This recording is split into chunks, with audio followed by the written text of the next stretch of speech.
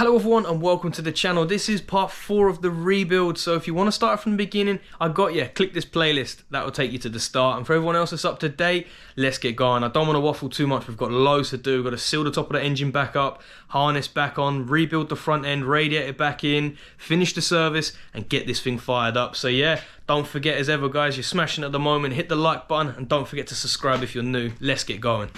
So now we've got a rocker cover on the bench, we can go ahead, we've pulled the cap seals off, we've put the new ones on top of the spark plugs on the engine, and then obviously we've got a gasket which we can go ahead and put on there. We've got our new washers, obviously where our bolts go to clamp that down onto the head so we can remove them, and then we're going to give this a clean up. Pulled the dowels out of the engine, we can go ahead, put them in our rocker cover. That is going to help us keep the seal down in the correct way.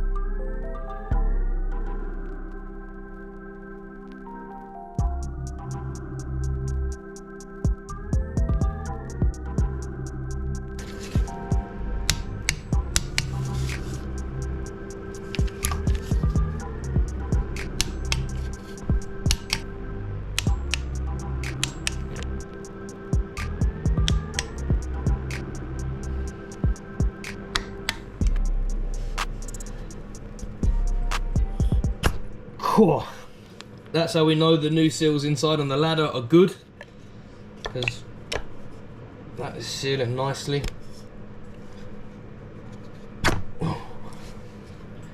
Yeah, which gives you good reassurance, because I do see quite a few times on forums online that, you know, the O-rings that we replaced here on the ladder, so they internally leak and the spark plugs fill up with oil. So when you're changing this rocker cover, make sure you change them 3 O-rings inside.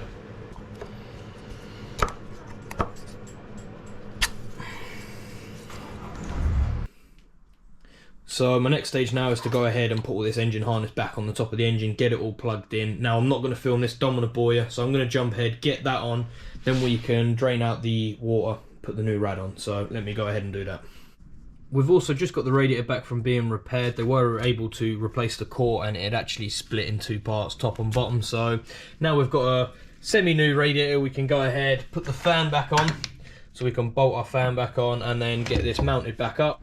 So to remove the water from the engine, what we can do is undo this bung here on cylinder 1. We can drain it out from there, and then also we'll pull the hose off by our water pump, and then that's going to get all the water out of this engine, put them back on again, rad back on, and slowly start filling it up. So let's undo this and get it out. And hopefully when we undo this, we're not going to have, well, we're going to have coolant go down the engine, but hopefully we can kind of catch it for now. There we go.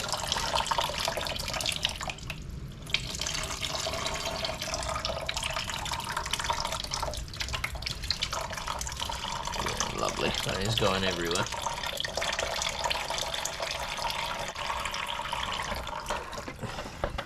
And let's move that in there. And then we can undo that hose.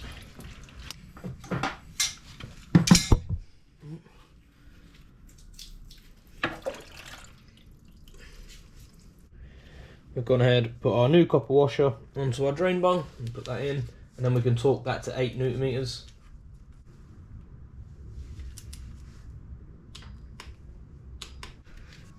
And then we can now slide our radiator back up in there and put this back in.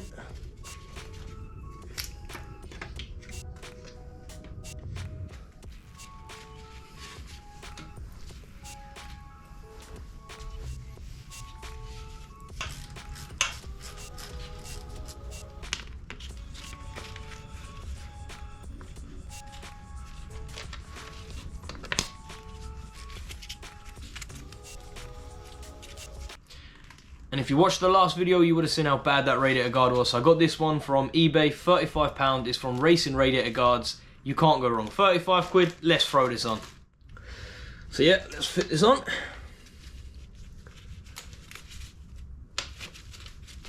Sure, that literally fits in there really nicely. And then you can just bend that slightly for the oil cooler. What we'll do now is use the zip ties that it comes with. Comes with a little bag of zip tie sticker and some metal locking wire.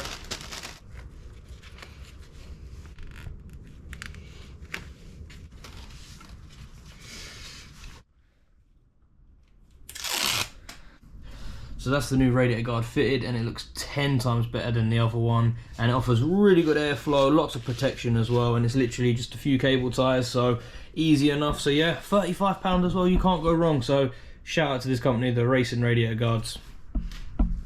Nice product. Now we've got all of our radiator hoses all plumbed back on, radiator on, new guard. I've removed the bleed screw, couldn't get my words out. I've removed the bleed screw, and then now what we're going to do is put a bit of coolant into the radiator itself. I know obviously we need the expansion tank, the bottle on here, but because we've got none of our fairings and on, we can't mount it just yet. So I'm going to go ahead and really slowly fill this up. The slower the better, because you don't want to get any air trapped in the system. It's just going to make it a absolute pain in the ass to bleed. I don't really have a bleeding kit, so that's why I'm going to do it really nice and slowly. And then yeah, like I said, I'm just going to put it in real nice and slowly.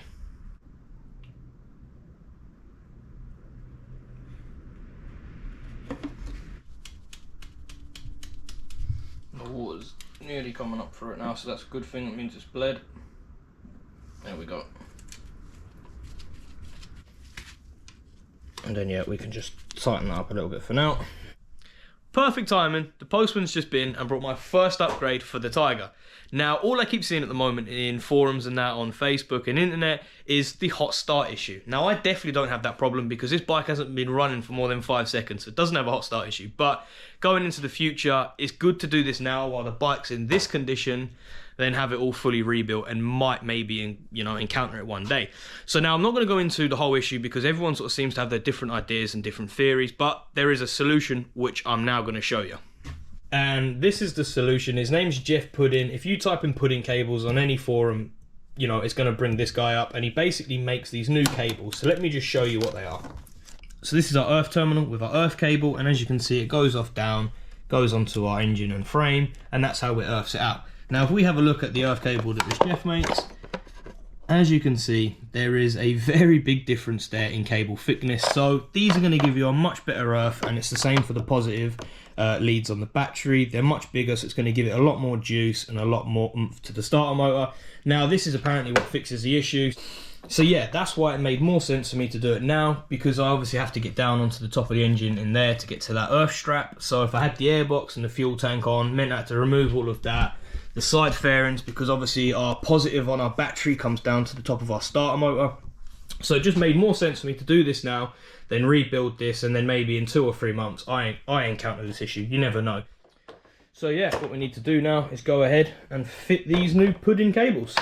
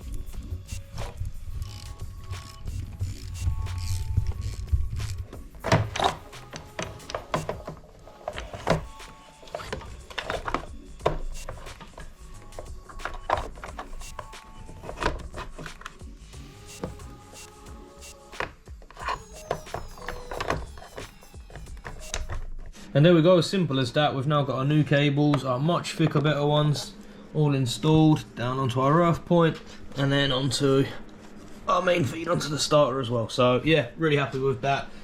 So now we can start getting this back together and get it fired up. Really excited now. So I'm gonna just go down, get the front end done, because look, we've got our brake calipers just on top of the engine. So if I get the wheel on and get everything on the front end all done. So cue the music, let's hit a time lapse.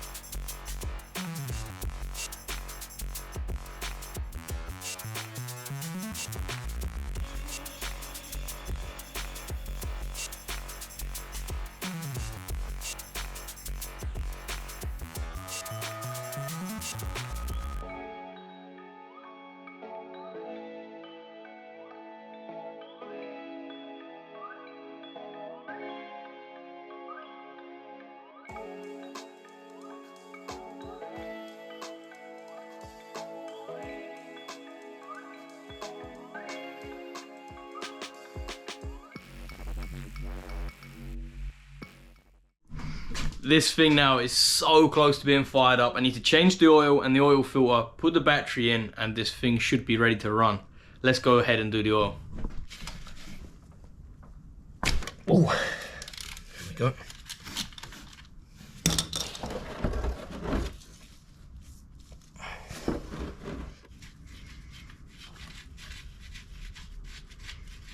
Please be nice clean oil. And actually, that ain't too bad. That is pretty clean, to be fair.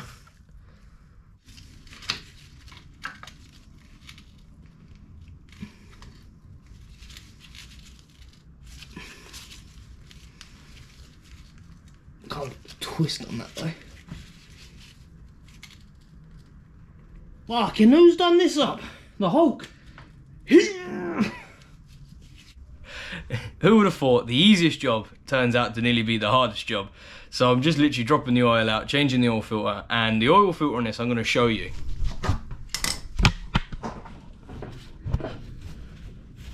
If you can see that, the oil filter goes up into the recess of the sump, so it makes getting a pair of them on impossible. The strap I can't really get in there properly, so either I'm just a retard and don't know what I'm doing, or...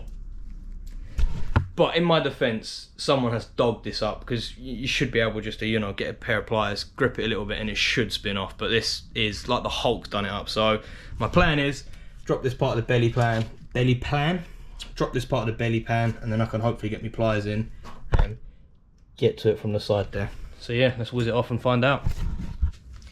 That's straight about to be the most stressful 20 minutes ever. The camera blooming died, because GoPro, you can't make a battery that lasts more than 10 minutes, so shout out you. And to whoever mechanic put that oil filter on there, cheers mate. Next time, use an Uggy Duggy and just keep going. Honestly, it's took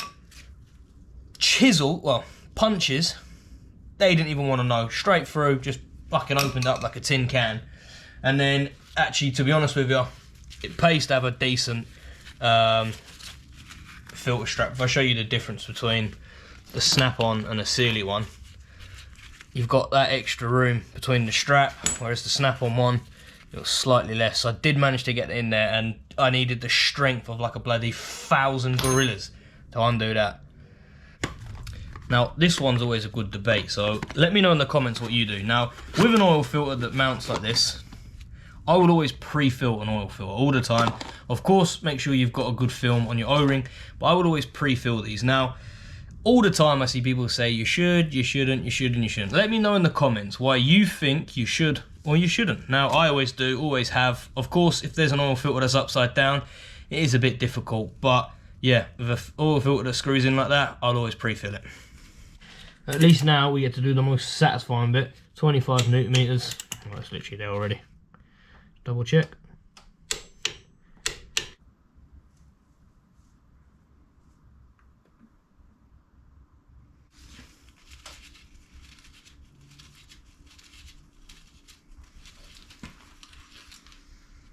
And yeah, that is bang on the level once I screw it in. So I'm going to leave that there for now. Guys, I'm so sorry to tell you, you're going to have to come back for the next part to find out if this thing runs. I do apologise. The weekend's gone so fast, the hours have gone, I'm so tired, I need to tidy up before I go up to bed. So yeah, I do apologise, but there's not much to do. We literally just need to get this off the stand. We need to put a brake battery in. Jeez, I can't get my words out now. Shows you I'm tired. We need to put a battery in, get that all powered up. We need to put some fresh fuel in, take it off the stand, expansion bottle back on, and then we can fire this thing up. I have also found one more possible issue with this thing. When we got it, the spindle key, brake calipers, I think everything was pretty loose. Now, we've put it all back together and we've torqued everything, and that's quite bad. That hopefully it's just a bit of brake drag. So what I'm hoping is we can take the calipers off, take the pads out, put some new ones in, grease the sliders, and just sort of service the calipers, and hopefully that will work. Now, chances are it could have a bent rotor.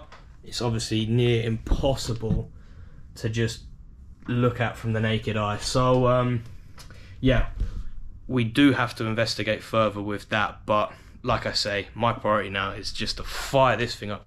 So guys, thank you as ever for watching, really do appreciate it. So if you enjoyed the video, hit the thumb up button, don't forget to comment, because I always read them. I like to know what you think about the project as well, and I promise you the next video this thing's gonna run. So thanks for watching guys, peace out.